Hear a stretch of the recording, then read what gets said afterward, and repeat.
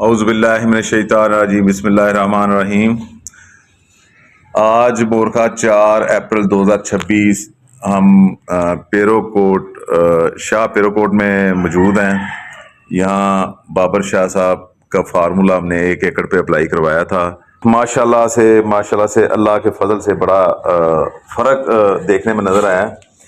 ये गंदम है 2 सिटों से जो हमने अदर ज़मीन से ली है। इसमें आप देख सकते हैं कि बहुत ज़्यादा साइजिंग भी है, प्लस दाना भी इतना मोटा नहीं है और इस पे जो है इतनी शाइन भी नहीं है। जबकि बाबर शाह साहब के बुखारी साहब के जो फार्मूले से हमने जिस खेत से वो अपना फार्मूला करवाया था, वहाँ हमने ये गंदम ली, वहाँ से 2 सिटे लिए। तो उसमें आप देख सकते हैं कि साइजिंग भी बहुत माइनर है, बल्कि ना होने के बराबर है, और इसका दाने का साइज़ भी मोटा है।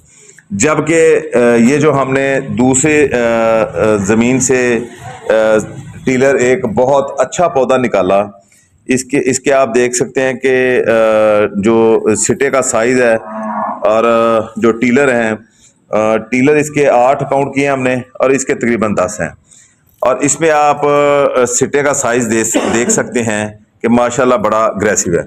ये यहाँ के एक बुज़ुर्ग बैठे हुए हैं, ये भी ज़िम्मेदार हैं।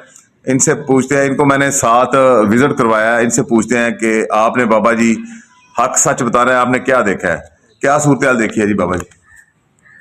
जी दाना भी चंगा है ते यदि सिक्का भी वध है ते जड़ भी यदि बड़ी है। हाँ जी, बहुत ज्यादा ने के दिखने ये देखें, और ये पूरा खेत गिरा नहीं है जहाँ शाह साहब का फार्मूला अप्लाई किया है। और अल्लाह अकबर की बरकत से ये देखें, इसकी जड़ें माशाल्लाह बहुत ज्यादा हैं और बड़े मजबूत है।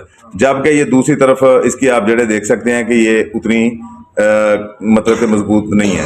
और ये फसलें बड़ी आप बताएं जी, कितनी फसलें गिरी हैं यहाँ गंदम की? बढ़िया गिरियां ने, और ये नहीं गिरी, ये शाह साहब वाली नहीं गिरी, जहाँ शाह साहब का फार्मूला अप्लाई किया वहाँ वो नहीं गिरी। चलें जी, बहुत शुक्रिया जी, थैंक यू सो मच।